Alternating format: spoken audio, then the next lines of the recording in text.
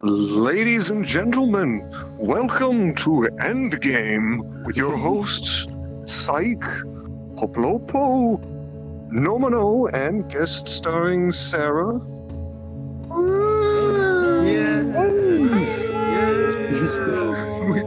I love that body movement. That was great. That was great.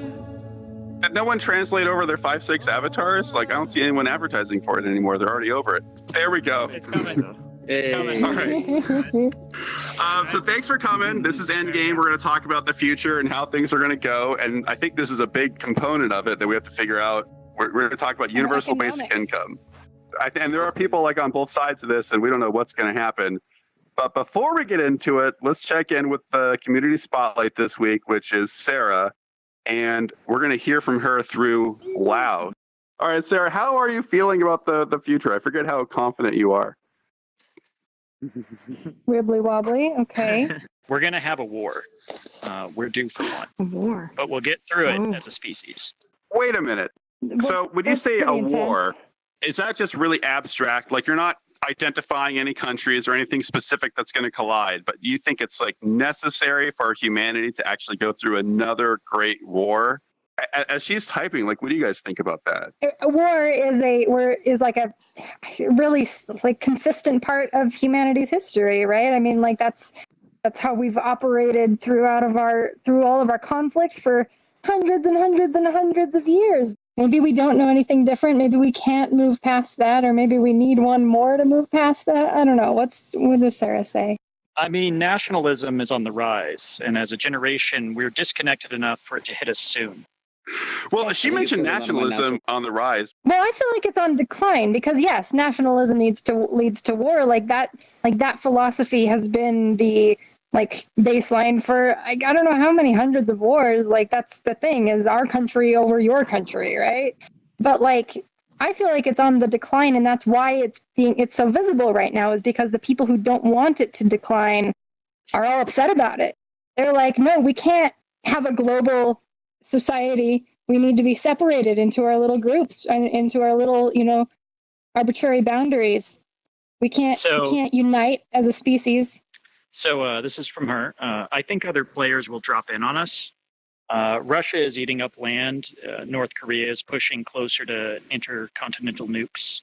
The thing is, though, like World War at this point is different from how it was in the past, right? Because at this point, the threat of a world war is also the threat of like our species annihilation, because we do have the weapons now to absolutely wipe each other out. It's interesting that she just wants one more. Like we're close to the threshold of like things being okay. She wants one more. Are we close to a threshold where humanity's really close to coming together and we just need this one nuclear push? I don't know, maybe. But like something's got to kick us into gear so that we change all of our stuff, right? And you're talking about how things are different. Like if we get into war now, if we start bombing, when we bomb countries that have cell phones and they can take photos and show the people of the country that's bombing the other country what's happening, like that's a very different thing than it was during World War II. It was invisible to us. Totally different worlds now than it has been. Yeah. So on the topic of photos, in a government-controlled media, who will see those photos? Yeah. The government doesn't control all of our media, though. It controls our broadcast media to some extent, but our internet, not yet. There's people who are dying, and we're seeing some photos, I guess, of that, but I feel like we're not seeing that many photos. But that's true. I mean, you can upload to social media and stuff like that. But I think Sarah's also making a good point about like the general control over the narrative that the media has. So even if you're seeing the same pictures, if it's within the framework of, we have to do this, or we're doing it for this reason or that reason, then it becomes kind of convoluted as to, this is a grave injustice, or is this a necessary evil for saving people, making the world safe for democracy, or whatever the hell. So I don't want war. I'm a pacifist, but I can see one coming based on our circumstances. I'm hoping because it's so much more open now and everyone can see it coming that means something different, right? Like I hope so too. Like because we can all just talk to each other so easily. That's been different from every other like circumstance that we've ever had on Earth, is just how easily human beings across the globe can talk to each other. But like Psych mentions, like we're still at war. We haven't resolved that war just by like being able to talk with each other. Yeah. So how is it going to lead to peace, like on a bigger scale? Sorry, wrong button. And actually, this relates to the topic also, the universal basic income. But like, we're seeing problems in our economy. That's where a lot of this, I think, is stemming from, is inequality, and people are pissed off that they're, not able to afford a bunch of different things, and they're working paycheck to paycheck and stuff like that. And I think that's why we're seeing people revert to a kind of fascist, like nationalistic way, or other people reverting to other ways. And I think people are coping with the same problem overall, but it's just like, people are becoming divided. And I think that, again, coming back to Sarah's point about the media having some kind of control, I think that is an issue, is that I feel like war can be grown and fomented to stop like movements from happening. So instead of having a whole movement in our country of redistributing wealth or creating or handling automation, dividing people is a really, really good way to keep the status quo and use, kind of authoritative rule to ensure that things don't change. Ooh, that makes sense. I sure hope that's avoidable. Sorry, not to be grim, but Nomono doesn't want to hear it. I'm hoping you're going to wrap this up, Sarah, with a nice something pleasant at the end, a nice cherry on top, or if you have any optimistic view. Ghoster, can you see Psych? I can't see either Psych or Lau. No, I can't see Psych either. So we're going to have to just, put an image on the screen. All this CGI. I'm invisible. No. Here we go. Avatars. Candy corn and root beer for everyone. Yay! That solves all of our Wonderful. problems. Yay! Just sugar. As much sugar as we can take. Thank you, Sarah. We appreciate it. Yeah. Hopefully, we're going to move on from war with universal basic income. We're moving in a different direction. So what is universal basic income? That sounds crazy. It might sound a little crazy. Like we've never had anything like that before. I have a definition from the subreddit, which is they define it as income unconditionally granted to all on an individual basis without requiring work or passing any kind of test. Basically, an unconditional granting of a basic amount of money. You just live in a society, and just by existing in it, being a citizen or whatever, you get granted an income to live off of, so that you don't necessarily have to work just to feed yourself, just to survive. On that baseline, you basically conduct your life however you want after that. Part of the immediate discussion, I think, for people is like, but what happens after that, right? Like, if you take care of people's base needs, does that motivate them in some way, or does that make them lazy? I mean, I think it comes back to meaning and purpose, actually. I think that people need... I think there's an issue right now. I mean, I don't know, if I go into Subway or something or somewhere and you see people who are doing a job, they're getting paid, here in Nashville, it's like $7.25 an hour or $8 an hour. And it's been the same tasks over and over and over again, kind of a blank stare, all those kinds of things. Like what kind of existence is it? And this isn't to put people down who are doing that, because they're working hard and they have other lives outside of those activities. But imagine you didn't have to spend 40 hours a week doing a monotonous task that a robot could do. What would that open up and free up in terms of creativity or helping others or things like that? Where, I mean, just imagine right now, if there was universal basic income, thousands of people were able to take off their jobs and go help those who are in like Houston or whatever, in Texas or things like that. Like think about all the different, That would be great. people would be freed up to really interact in a new way. And I think it would really change our society. Who would make sandwiches if there's no robots like me, though? Who's going to make sandwiches? Like, did you think about that? Because you know what? And this is true. I don't think a robot's ever going to be able to put as much love into a sandwich as a human can. Like, I've had sandwiches that were made by people who I could tell they didn't give a shit, right? They're just slapping stuff together. They're going through and then I've seen them do it with like delicacy, like care, knowing that I'm going to enjoy the sandwich, and I can actually taste the love. So how do you replace that with a robot? I mean, I would say you're like projecting emotion onto something that is just a transactional interaction. Like if the person had any choice, they wouldn't be standing there making Subway, No, I mean, I don't know. We wouldn't have, correct me if I'm wrong, I feel like we would still have those jobs filled to some degree, because like if I've got a universal basic income, that's fine, but like I'm gonna, like you said, with meaning and purpose, like I'm eventually going to want something more out of life. maybe I spend 15 hours a week working at Subway instead of the 40 that would be required if I needed to survive. But instead, I've got 15 hours a week working that to just make it a little bit of extra cash so I can go to school or something. Like, I don't know. Like, a lot of basic jobs would still be filled up just from that. Maybe just not as extensive as it is. Maybe we wouldn't have as many fast food places open. Would that be a tragedy? If we're having this many low-end jobs filled in for, like, people that want to do basic cash, will there still be a competence level? Because this talk actually reminds me of a book by Robert Grant called Incompetence. And it's a not too distant future where anyone of any age, of any gender, is accepted into a job, regardless of their level of competence. Just because we all have basic income doesn't mean, like, if I own a subway chain, like, that doesn't mean I'm going to hire just anybody. Like, I'm still gonna make sure that they are a responsible employee or whatever, right? I thought I was going into something quite clever there, but there's probably enough work to go around and enough people to go around to make that happen. I'm done. All right, thank you. Sorry. Down. So universal basic income is great and all, but we can't just give that to we can't give that to desktop users. You just can't give it to everyone. They don't deserve it, right? Isn't that the biggest pushback? Is people have their pet group that they think just don't deserve it? So, like, the upper class tends to feel like the lower class is too lazy and doesn't deserve to get the basic income they need to survive. If you're lazy, you don't get to have the basic needs met because you're not.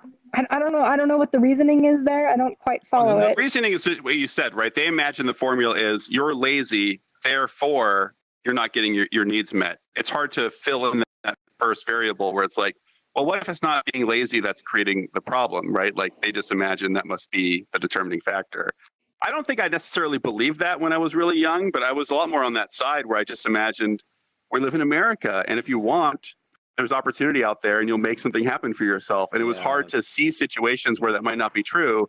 The older I get, the more I see, like, oh, there's a lot of people who have different circumstances, and maybe it's going to be harder for them to, get into the workforce, or look, jobs are going away. It's going to get harder for everyone, maybe. Like, I think that, a CEO who obviously the CEO is doing a lot of work, but if you'd said per dollar, the amount of work that a CEO who gets a $5 million bonus is doing, sitting primarily most of the time, not putting much physical energy, maybe there's a lot of other elements that go in versus the amount of work that the person at Subway is putting in to make, $8 an hour. It's like, who's working harder? And I think it's just an interesting question. And we have this perception that it's like that the world is just, or that like things are for a reason, but really there's not upward mobility. And I think the biggest reason that UBI, Universal Basic Income, is becoming this really important thing is that we're seeing a wealth disparity increase in our country, and we're starting to see automation come in. So, there's arguments like McDonald's is saying, oh, we shouldn't increase the minimum wage because then we'll just replace everyone with kiosks because it'll be cheaper. But it's going to be cheaper to replace everyone with kiosks eventually, even than the current minimum wage. So anyway. Yeah, so I think we're like, as a society, we're coming to this transition point where technology is increasing. The amount of productivity that a human can do is just going to be less than what a computer can do. And so how are we actually going to confront that? It doesn't really matter how hard someone's willing to work, even if someone's willing to work 100 hours a week at Subway, because if a robot can do it for cheaper, our capitalist society says we're going to replace, a human and make them unemployed so that, the corporation Subway and the higher ups can make, a few more dollars for their shareholders and all that kind of stuff. But lazy people, man, we could figure out the logistics of making it happen, but lazy people, I think that'll be the thing that'll just, the thing everybody bitches about and argues about forever. I don't know. That's just so weird to think about. Like, am I willing to doom hundreds of people to because there's a lazy person in the mix where I'm like, oh, that one person doesn't deserve it. Silly. Yeah, but who defines who's lazy or how lazy is defined? Yep, exactly. That's the problem. But I think because we can't define it, I think that's why you got to say even the people who are quote unquote lazy have to be a part of the system, right? Like it's universal. You can't label people and take them out of that thing. Would we agree that someone doesn't have to be a part of society to benefit from the universal income, or would they actually have to be a part of it? maybe there's going to be an option. This is kind of scary to think about. Like maybe there'll be an option in our society not to participate, to simply, aren't you talking about lay in a chair or something? Like, how are you not part of society? Well, I guess contributing to, is that what you meant, Melody, by contributing to society? Yeah, like let's say someone just has all their needs taken care of for them, and they just live in their house all day. They're not a productive member of society. They don't contribute to anything at all. Model, yeah, the universal basic income model would allow for that. Would say, you know what? As a human being in our society, you get to live, you get to exist, you get to survive, and then whatever you want to do with that existence is up to you. And my personal feelings about it is that humans want if they want more meaning and they want more purpose, then that would offer them. And I believe that the vast majority of people would take the time, take the gift of life, and like do something cool with it. And at the very least, like enjoy their time with other people and make life worth living with other people together, and like find new connections and find new ways to work. And like I'm very optimistic about that, just because like that's what I see in people. For like the vast majority of people I know are not content to just exist. Like they always are reaching for something. Like they're always wanting something. They're always pursuing beauty. They're always pursuing like a craft. Like they're always looking for like wonderful things in the world or creating wonderful things in the world. There are very few people that I've ever encountered that don't want any part in that. For me, that's like a part of the second, like it's the basic part of it, where like it is about taking care of your core needs. And like if we're neighbors and both of our core needs are taken care of, we can both choose to stay in our houses and not contribute. But when I see you outside in your fancy car, it's like, shit, maybe I'll contribute a little bit more because like I want to be able to just compete socially or something. Like sure, there would still be competition and like all the same driving factors that drives humanity are going to be there. There's no dogs allowed. Yeah, so like everything that makes us human and wonderful will still be there, except now that we will be able to take part in like the same type of cultural arrangement that rich people do. Namely, like we don't have to worry about whether we're going to survive or not. I remember hearing that like the thing you're talking about, the people needing to contribute or do something creative or have meaning in their lives, that gets pushed down by desperation, right? Like when I'm struggling in my life to make ends meet, it's hard to give a shit. Like I don't have time to give a shit about the big picture and try to do something more interesting. I have to like care about my rent this month, right? I have to care about the immediate future. If we want to avoid war, if we want to cultivate a global society where we all like see each other as humans rather than as like representations of all these different countries, then we need to be able to focus on that rather than on our own like little, like just toil that we need in order to eke out an existence. I could be wrong in this, but I don't believe there's ever been a society historically that has created universal basic income and had it persist.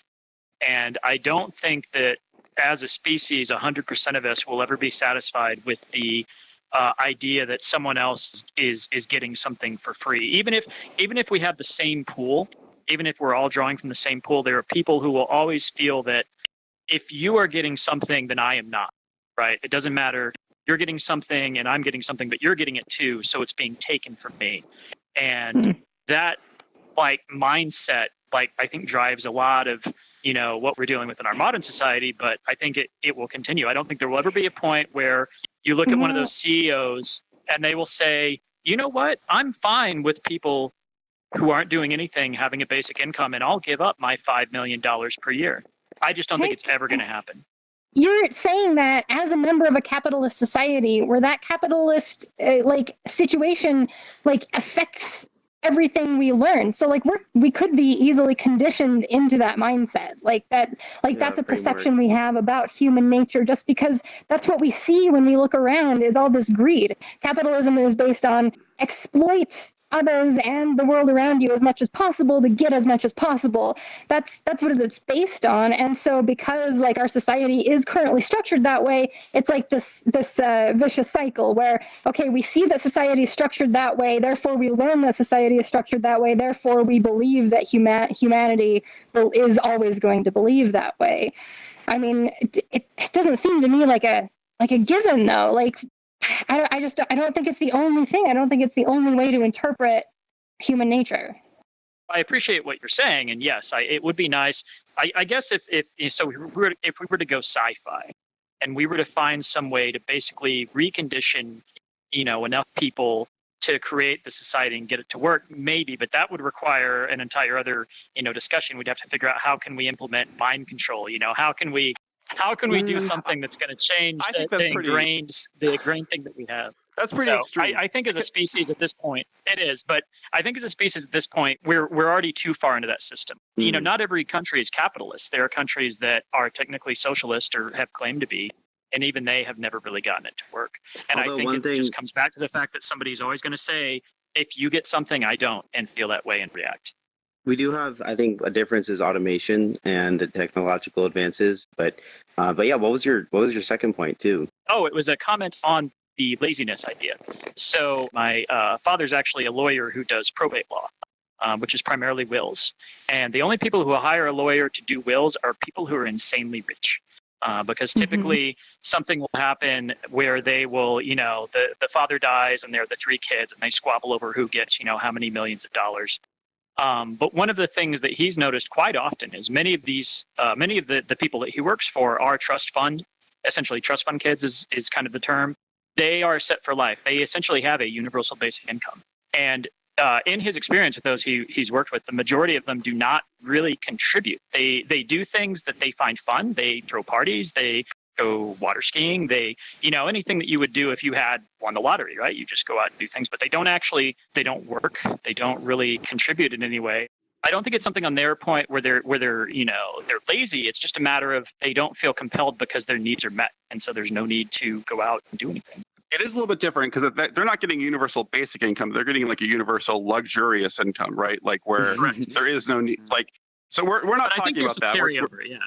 I think there's probably is, and I think that given enough time, maybe that is what we're going to be talking about, because with automation in the future and technology exploding, maybe one day there'll be no reason for any of us to do anything except for live in luxury, at which point we can address that. But like, I feel like that's pretty far in the future. True. By the way, it's awesome that your eyes glow now when you talk. That's like that. Check it out, guys. Thank you, Lau. Wow. Yep. Yeah. All right. Thanks, Lau. Basically, I think people are talking about what kind of ideology do you need to have to believe in universal basic income, whether it's a capitalist thing or a socialist thing or whatever. I've read several ideas that basic income isn't really, for example, socialist, like some people believe. I'm not a capitalist, but some people who deeply believe in this are saying that, for example, basic income is fundamentally capitalist because you're giving people money, but those people are giving the money back into the system. So they are voting for the industry they want to succeed. The other thing I wanted to mention was that I was speaking about this with a friend. He said he was okay with basic income, but he wasn't okay with millionaires getting the exact same benefits, because what is the point on wasting so much money on people who don't need the basic income? Obviously, you could say it's a thing of fairness, but in reality, they don't need this money. So those are the problems that he was mentioning. Yeah, it is unreasonable. Like, why does a millionaire need the money? But then there's the question of like, where do you draw the line? And I guess I don't know statistics, but like, I assume there's just so many more people that are living well below that. The millionaires who do take the money, that represents such a small percentage of like the budget of like giving it to everyone. And so it's a question of like, how much bureaucracy do you want to introduce and like rules, as opposed to just like how many people is it actually affecting? Like, yeah, maybe it's weird to give a billionaire an extra $10,000 a year or whatever, but to them it's meaningless. It's just like, I don't know, it irks us, right? Because we feel like we're feeling the same thing that they feel about the lower class, right? We're like, we don't fucking deserve that. Yeah, exactly. But there's also the millionaires and billionaires. Like, where does the money for UBI come from? It would come from taxes on a lot of the ways that those people are making money. So in reality, it would be like, if you think about it, let's say they're paying $300,000 or $1 million in taxes that year from that billionaire, then they just get a $10,000 rebate on the taxes. But it's not really like they're getting an extra $10,000. They're just paying $10,000 less in taxes. Yeah, it's going to be very difficult to reconcile whether rich people and poor people will want this system, because obviously everyone will feel like the other doesn't deserve it. I think we've all kind of said that to some degree, and I'm just not convinced. I'm not convinced that the way we're socialized to think about that is permanent. I don't think so. And I think there's a matter of the ecosystem, right? Like, we can have a certain amount of disapproving of the other side getting some kind of benefit. But at some point, okay, let's just say that all the jobs go away. I'm just going to, an extreme example, there are no jobs. The only people that survive are the millionaire class. Then the complete ecosystem collapses. So it's like to their benefit that there is no collapse, right? So like give a small amount to keep the system going. And at some point we have to decide like, okay, I'm cool with a poor person getting money or a rich person getting money if it's a Band-Aid on the system and prevents it from collapsing. Even if you go to the subreddit, the universal income subreddit or the basic income subreddit, like they'll say that is that like the basic income is not the end goal. This is the means to get to a goal after that. So like it is kind of a Band-Aid, or like a stepping stone to get to the next point, because our civilization needs to evolve, especially as our technology evolves, as our ideological systems evolve. Like we need something that will help us along to get to the next part. So even the people who are in favor of it aren't saying that this is how we're going to solve the problem and it be the end of it. They're saying we need this step in order to solve the problem. The thing that's important ultimately is a matter of philosophy. Like, if you believe that people need to work to survive, or you believe that work is something that's a consequence of our state. So if we are getting into automation and technology, before people needed to work, but today, is that really necessary? Yeah. Yeah, and that would be a huge system change. That would be a huge paradigm shift, right? Because survival of the fittest is our heritage. That's where we come from as animals, and as a society. Like whoever works the hardest, like gets more prosperity or whatever. But as technology increases, like technology is always a game changer. Like before, you had to work really hard to communicate with people. You had to like send all sorts of letters and take time to talk to people. Now I can email like 50 people in a day, and it was effortless, you know. So like we were already seeing that shift every time there's a technological change. Hey guys, like you were saying about everybody getting a base income and all that, and chances are if they're doing that, there is no jobs to be had. So what could also happen is some people bring in a very old system of bartering, where, okay, this lady is really good at making chocolate chip cookies. She makes the best chocolate chip cookies in the neighborhood. So she'll make this other lady 10 dozen chocolate chip cookies if she knits her a wool blanket so she can stay warm this winter. That's really interesting. I like that idea. So that sounds great, but then don't you need to introduce a symbolic thing in the middle? Because like it's not always going to be that simple where you have that skill and I have the cookie skill. Or can we literally get rid of currency? Like, do you think that's possible? I don't know. I'm reminded of Burning Man. Like if you go to Burning Man, they don't even have a bartering economy. They just have a gifting economy where everyone gives everything away, and then pretty much for the most part, everyone also like gets what they need. I mean, it's not you're supposed to be like self-sufficient and everything, but like there are examples of people that just like they just give the stuff, and then like it all works out. And I think in a atmosphere of abundance, that's what works. I'm also thinking of like the open source movement. Like these people like give their work away. They provide extremely valuable products, and like everyone benefits, and like people can get what they need from like open source software. Yeah, I like open source. I like the idea of products as open source, like, you know, creating factories and stuff that can produce things that are just available to everyone. But open source is supported by a lot of companies that make money off it. Like, it's not just but like that's okay too, right? If you like software, it's one thing, but when you're talking about physical things, there will always be scarcity of something, even if we have resource scarcity. So I just want to quickly go off Catapult's point of bartering. It seems like that's like a cycle, because before we did have to barter with like knitting sweaters for chocolate chip cookies, but there came a point where we didn't need any more shirts because it was like summer and we didn't need to like have them, so we needed that currency. as an exchange point for when those situations occurred.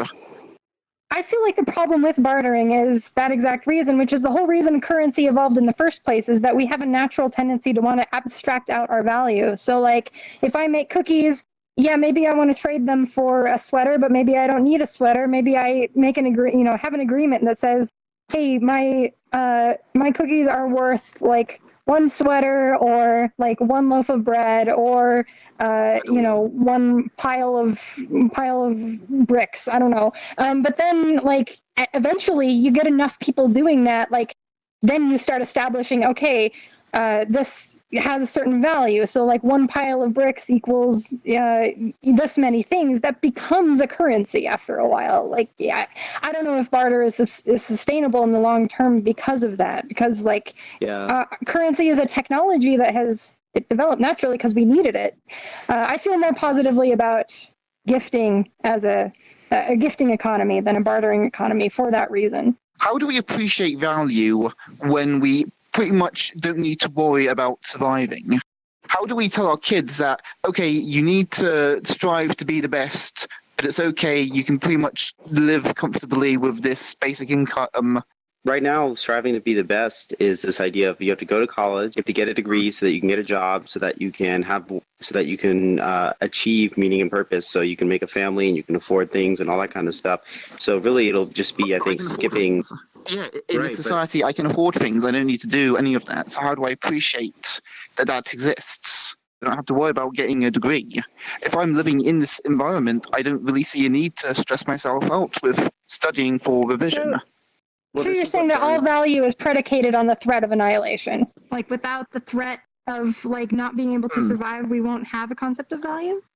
Sir Khan, I value your friendship. Is that a different kind of value? It depends. What does your friendship offer me? Wow, now we're getting into it. Yeah. Can friendship be a part of the bartering system? Oh, I hope not. I hope not. I think also we're not talking about an income here that is going to replace the need to go to college or do anything like that. It's more the basic income. So that's saying that it's going to take care of food and rent and stuff like that. And then everything else on top is whatever you want to pursue to have value and things like that. So let's just say by law I have to go to school even though I have this basic income. What if I say get to university and I drop out after the first couple of months? Would that just be me being irresponsible? No, it would be you being able to find what's meaningful and purpose, what provides you a sense of meaning and purpose. If you want to drop out of college, so many people now are staying in college because they have to get a job so they can afford rent and live. But in this world, you can drop out of college and say, you know what gives me meaning and purpose? I'm going to go volunteer at this place, and I still am getting paid enough. And when you're volunteering at this place, at the homeless shelter, then you're also saving the government money from paying an employee to have to volunteer at the shelter. Whatever is meaningful to you or those kinds of things. So okay. Ideally, but I think I don't know if volunteering is a good idea. Why would we need to volunteer if everyone has the basic income to survive?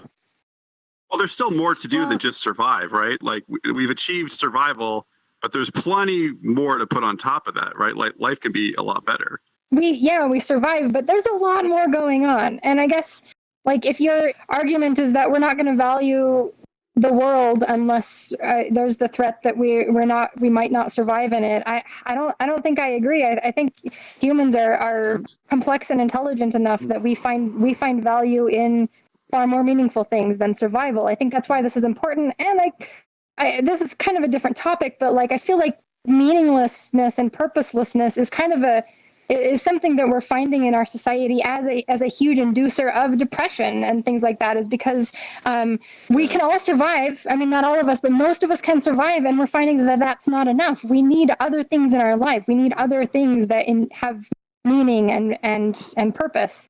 And that's just ingrained into humanity? Is that what you believe?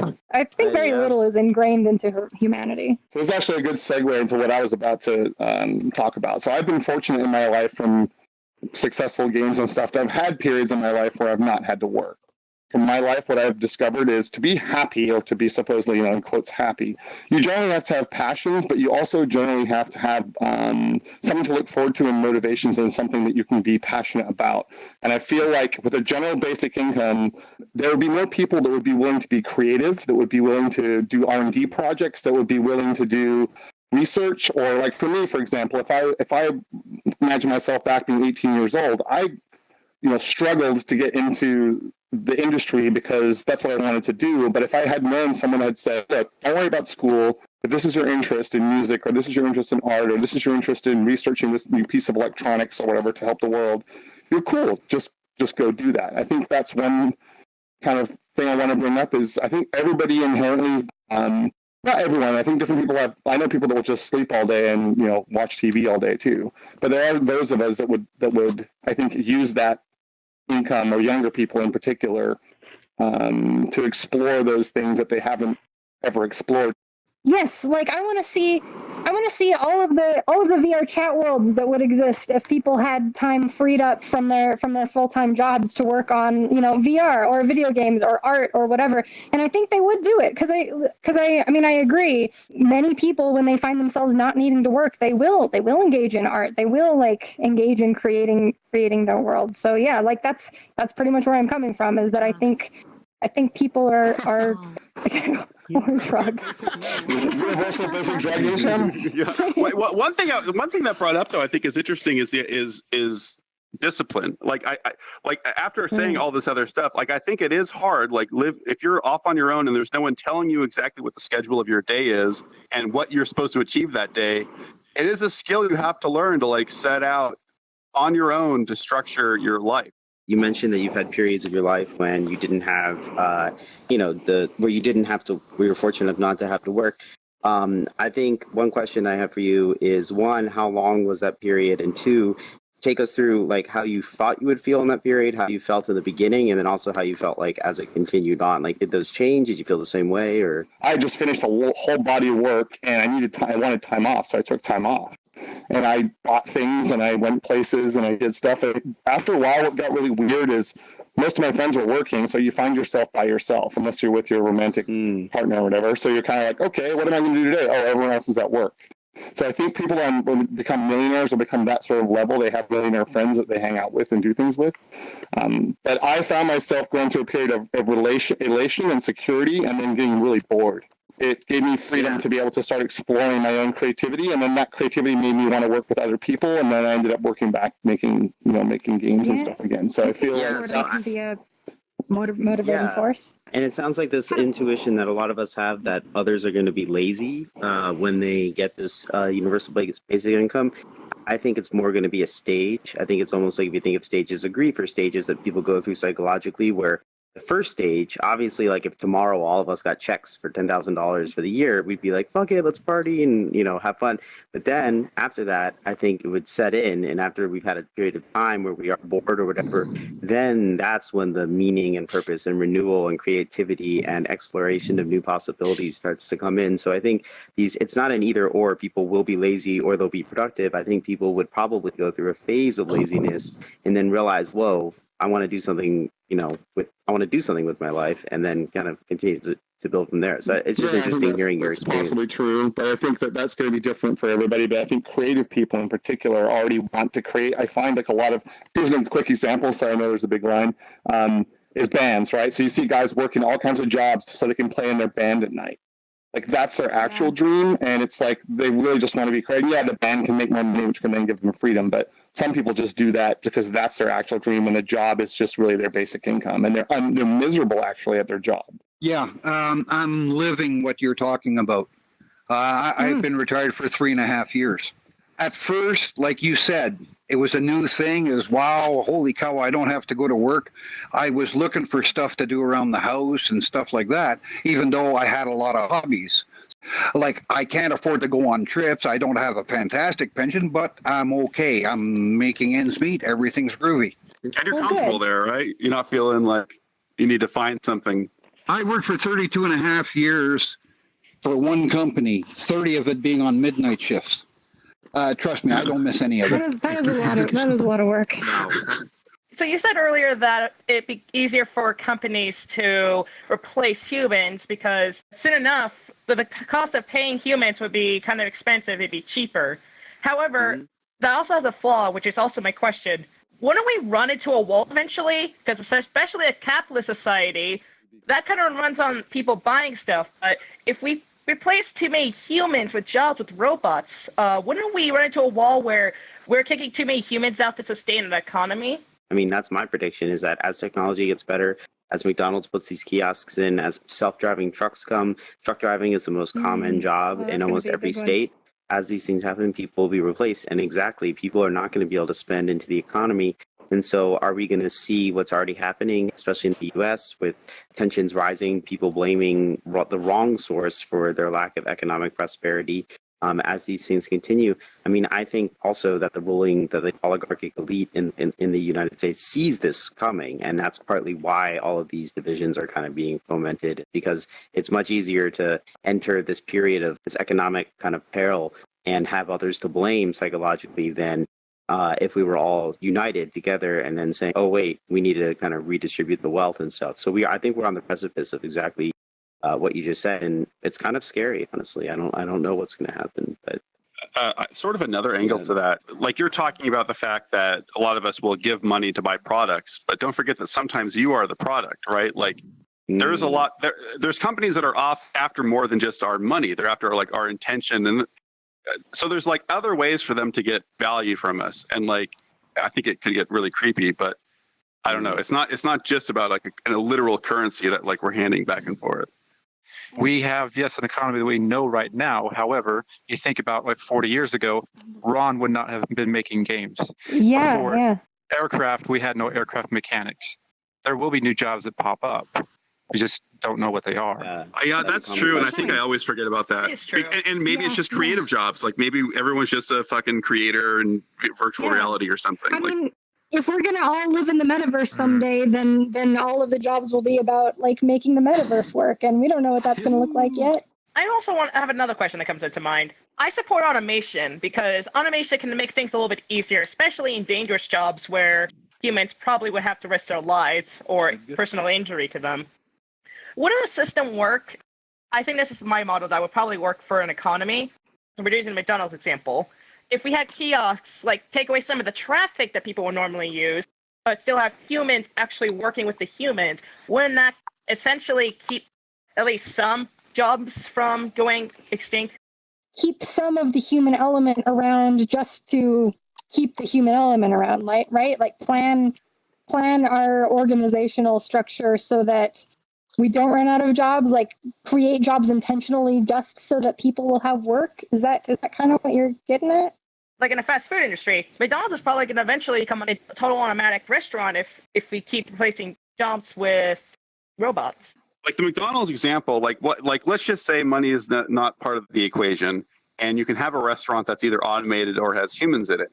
There might be a value to having humans there, right? People might just prefer to go hang out with humans and have a face-to-face, but because capitalism is involved, it's going to be automated, right? Like there's no reason for McDonald's to choose to leave humans there, because they're going to make so much more money by removing the humans out of the equation. Cheaper too. Yeah, they would have to have that motivation there, and for companies, their motivation is money. Capitalism is really going to drive automation, right? Like I don't know how else that's the issue. I think we have to confront capitalism. I think, with this discussion of UBI, we can't just have our current system and implement UBI. I think we need to confront capitalism and need to confront the idea that like we'll have companies that are trying to increase their profits continuously, but also somehow, paying people through the UBI program. I'm not sure how that would work exactly. Me neither, although I know some people have some good ideas about it. Again, if you're interested in this topic, there's a subreddit called just Basic Income. They have some really interesting thoughts and ideas about how this might all play out. Not again. Is it Namek or who is it? Mean Man? Mean Man. It's Morty. I have a really big question. I've been hanging around a scientist, and I've seen this type of government before, and it didn't really work out. One thing that I really am wondering how it would work is if you guys got into a major conflict, who would want to gladly go and fight for the same money as a man sitting at home making Burger King burgers? Who would want to do that? But this brings up a good point, is that like the entire military situation we haven't even addressed at all when it comes to universal basic income. I don't really know how to address it because I mean, part of our current system is this military industrial complex, right? And like that is a huge portion of our structure that's helping maintain the status quo, I guess. I don't know how you do war and this sort of peaceable pursuit. I'm not sure if that's compatible. The only way to keep true peace is through mind control. Yeah. Everybody thinks differently. So in a world where you want everyone to be happy and safe, there's gonna be people with dangerous ideals who doesn't think. And like tell people what to think. That's the only way to do it. But wouldn't you say that's not truly living? Wouldn't there be a resistance? Wouldn't there be an uprising and bring back? The needs of the individual have to be considered, and individuals need to have freedom of thought. That's like self-actualization is something that also has to be accounted for in this society. If we get to a 1984 level, like utopian prosperity, but nobody's allowed to think about anything, then we haven't made progress. We have to talk about brainwashing on the show, or some degree of that, because it's happening. It's a matter of to what degree. I agree, but I don't think it's like increasing. Like the fact that we can all again talk to each other and exchange all of our opinions in a way that breeds a lot of conflict, but like online, like now the discourse I see online has just an incredible amount of variety and scope compared to before the internet. Like before the internet, we were limited to newspapers, and there were books, but like we couldn't talk to each other in the same way we can talk to each other now. And now we can exchange so many ideas with each other freely, because at this point, like, I can get on Twitter and talk to anyone. I can get on Facebook and talk to anyone, whoever they are. No matter how much I disagree with them, we can still exchange ideas. I agree with everything you're saying. I'm still scared of having my mind be controlled by the outside. But you're right. You're talking about the perfect society. Rick, can you go collect your Morty, please? That's not my Rick. That's not my Rick. People are different, and people have different needs. What if someone's needs is they need to torture robots or something, and it doesn't do it for them anymore? That's when we put you in a simulation. Yeah, that's where the metaverse comes in. That's a good idea. It's just a big cage. Didn't think of that. Do you think digital currency could accomplish this without government? God, I hope so. Because that makes it global, right? You take the government out of the situation. Wait a minute. So you're saying that basically like Bitcoin and Ethereum. It can't be regulated by the government. Ethereum. So you could have a basic amount of Bitcoin or Ethereum that each person is getting, plus people who are mining it, and we all just reject our World Bank currencies or central bank currencies and say, you know what, we're going to trade in this currency because it's fair, because everybody has a basic level of it. That would be we solved the problem.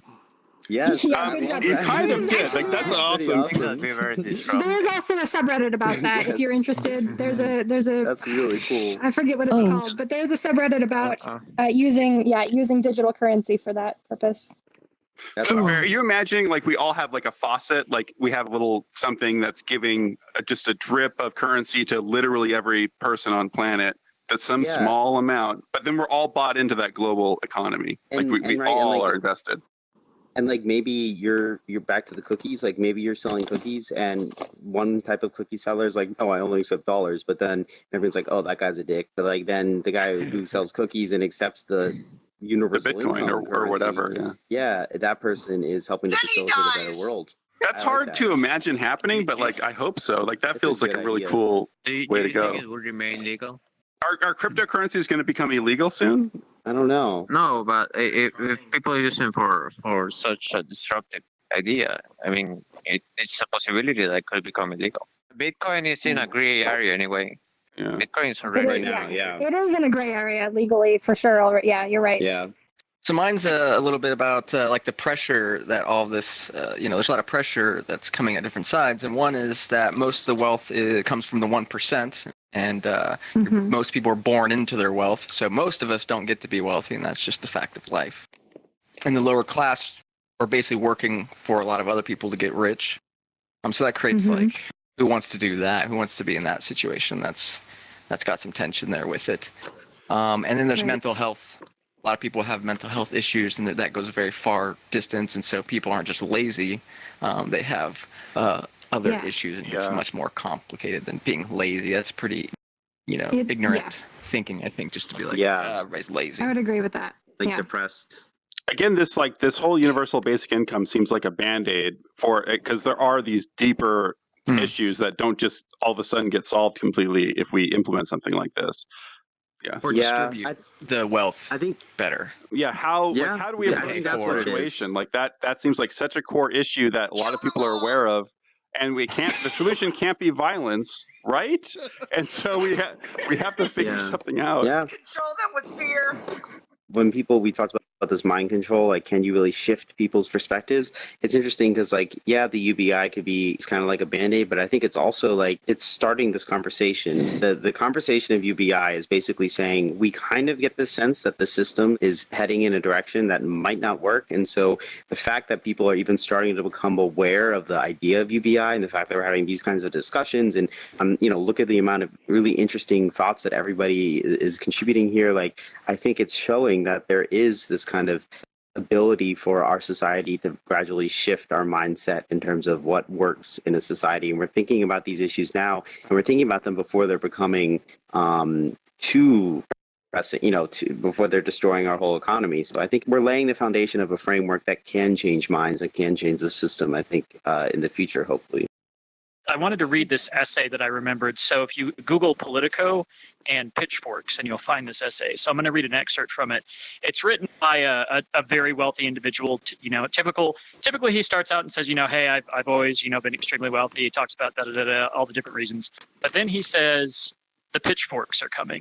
And this is his statement that I'm going to read. At the same time that people like you and me are thriving beyond the dreams of any plutocrats in history, the rest of the country, the 99.99% is lagging far behind.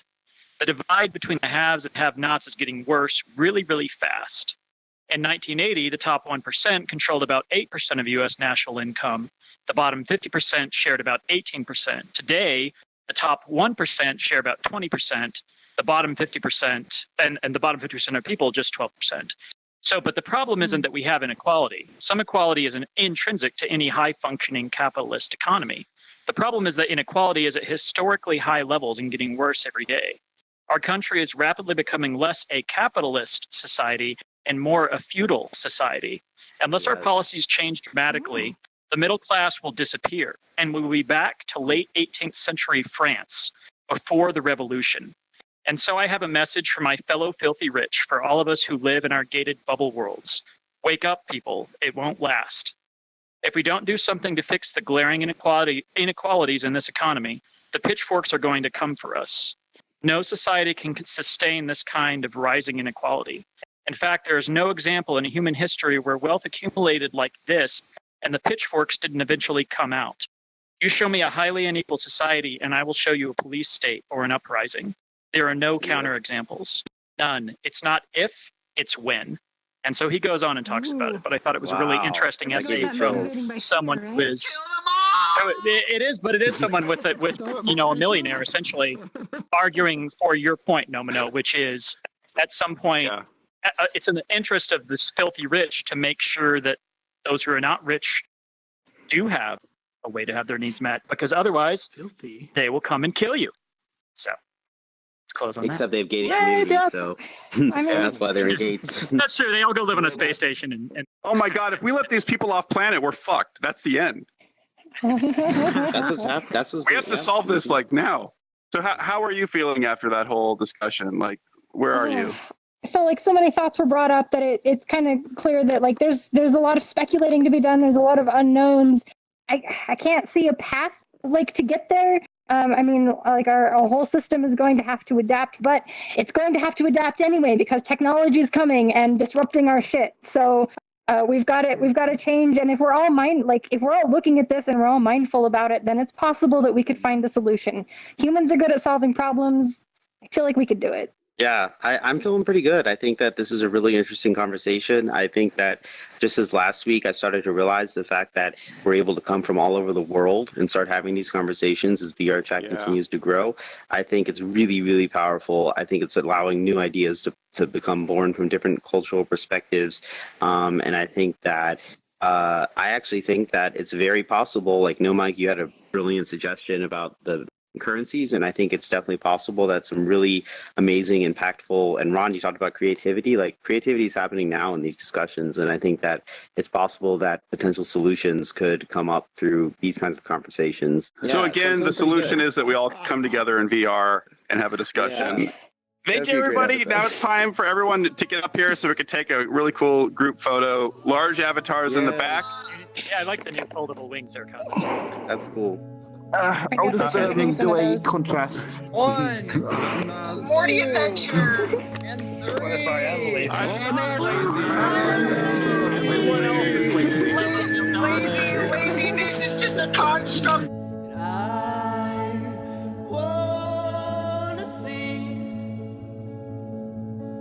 Change tonight. Change tonight. Death still faces me, but I'm on.